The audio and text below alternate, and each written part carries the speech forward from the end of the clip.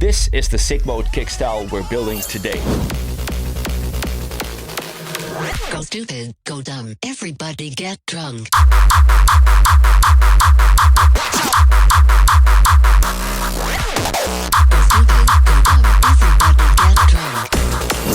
I gave myself 12 minutes, no presets, no samples, just Serum 2 and this little guy. Let's break it down. The first thing what we're gonna do is get rid of the init preset. We're gonna focus on the sub first, so let's turn off oscillator A.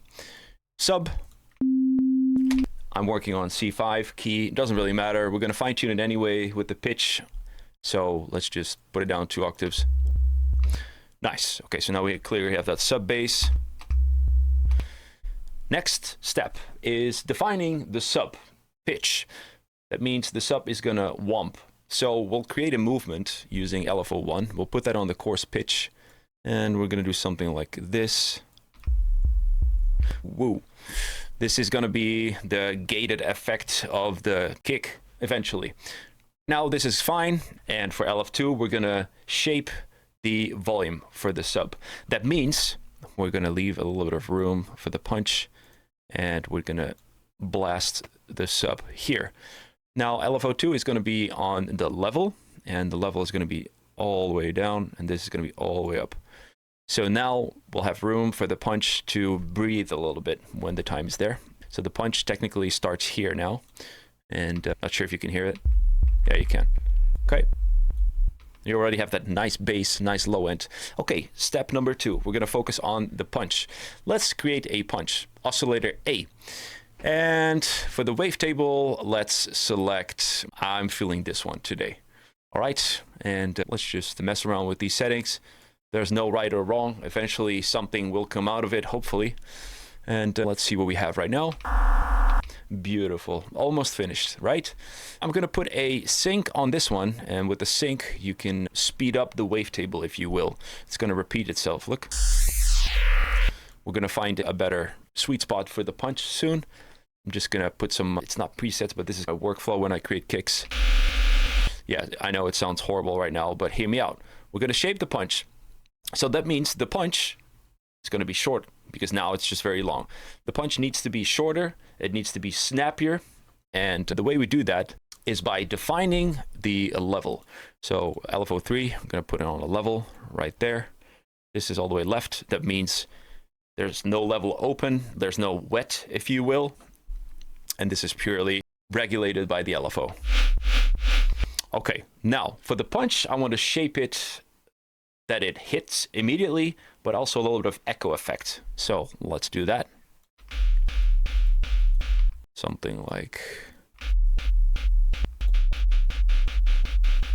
you can already hear that kind of Klaplong effect with it.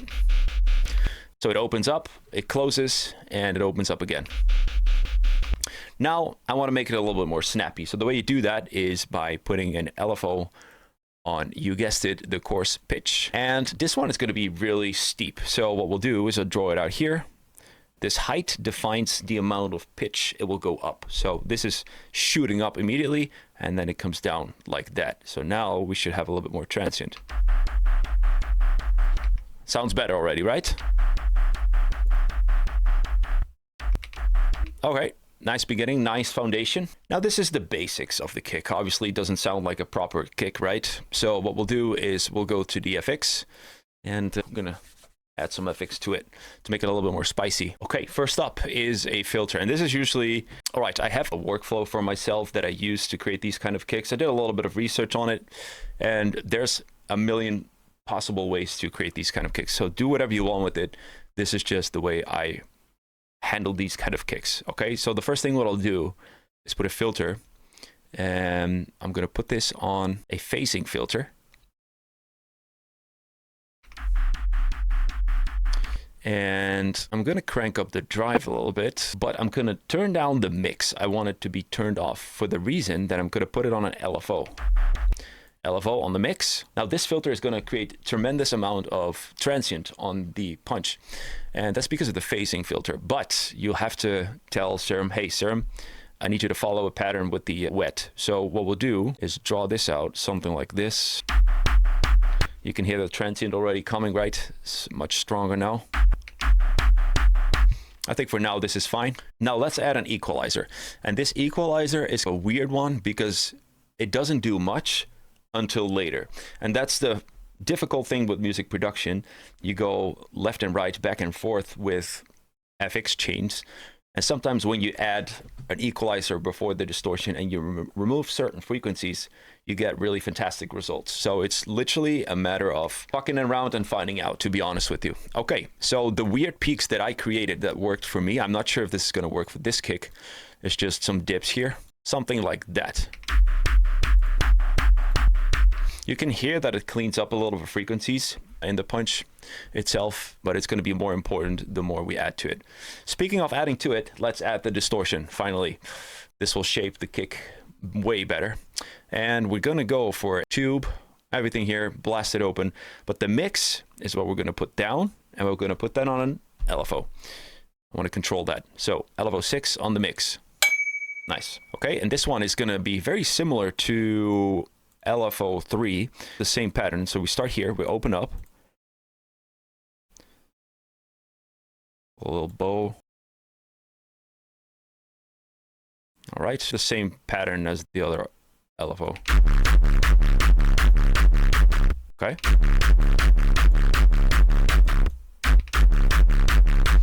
Okay, it's starting to sound like something. Okay, after the distortion, we're gonna add another equalizer. And this one is gonna add a little bit of low end that we lost in the distortion. So just a little bit of a peekaboo here. After distortion, you wanna compensate it because usually distortion sacrifices low end. Okay, after that, we're gonna add a compressore. And this one is just gonna be attack, the release, but the gain is gonna be all the way.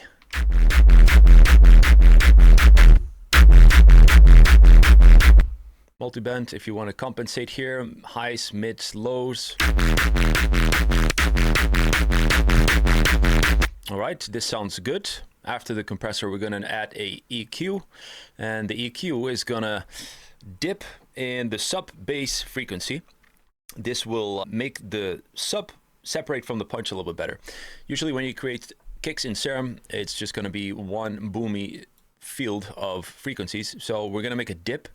And the way we do that is over here, and then I would say around 250.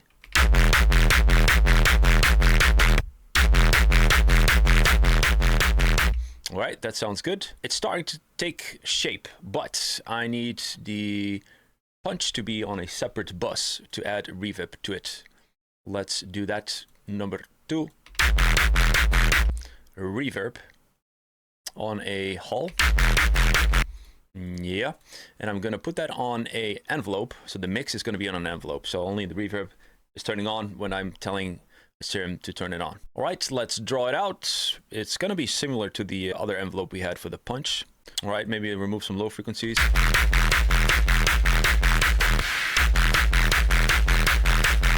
All right, now let's go add a filter on it, on everything. Filter, not everything, the sub oscillator A. Put it on a high filter. Let's see what we can do. Resonance. Drive.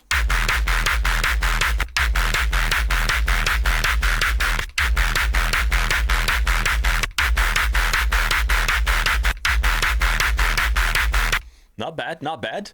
I feel like we could do a little bit better on the punch here. Let me see, what can we do? Sync. Randomization. It's a recurring thing, guys.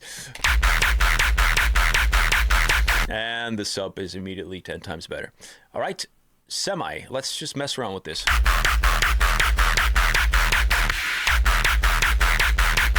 Not necessarily better, maybe a different sync or a different bend.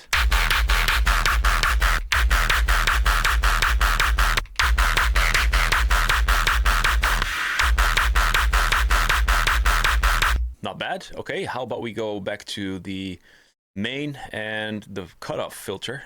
Put that in a lower of a different frequency.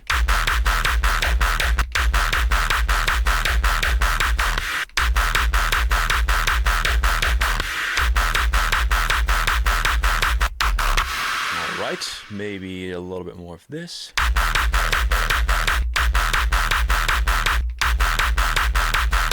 Okay, back to the compressor to push it open a little bit more. Not bad. I just feel like the punch is not really there yet. Maybe find a better sweet spot in these frequencies over here. Remember what I said about the FX chain? Sometimes you have to go back to a random equalizer that you're cutting frequencies, and it will completely reshape the whole sound.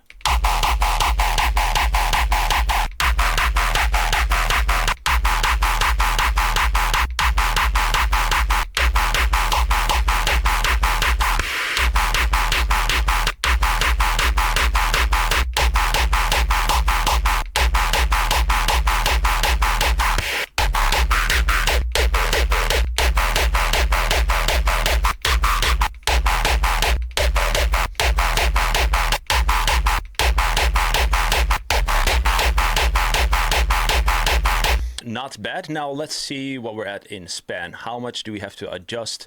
How much do we have to fix? Because when you're producing on headphones, ear fatigue is a real thing. So you can listen to it all you want. It sounds really cool. The more you turn it up, the better it sounds, right? But eventually, all that matters is span. So let's check it. Needs more highs, that's for sure. Let me make this a little bit smaller. So we're going to do that with an equalizer. We're going to add a new equalizer on everything. Add some high end to it.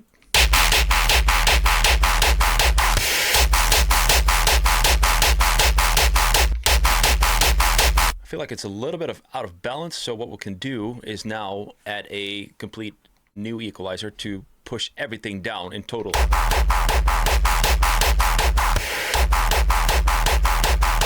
That's already better. This gap is very prominent in these kind of Klaplong kicks, so that's not a problem.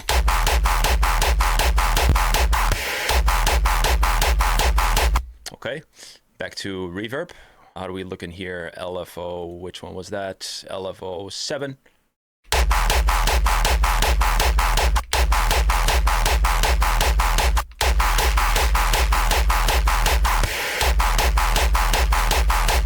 That's pretty decent.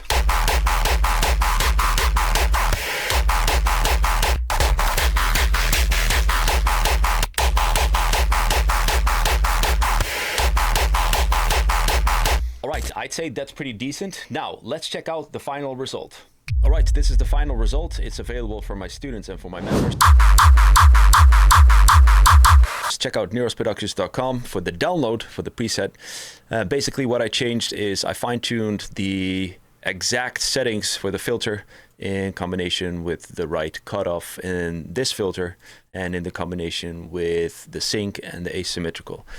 Those 4 pieces go hand in hand and shape the sound that I wanted for this one. Thank you for watching. Make sure to leave a comment down below what I should cover next, and check out neurosproductions.com if you want to learn 10 times faster.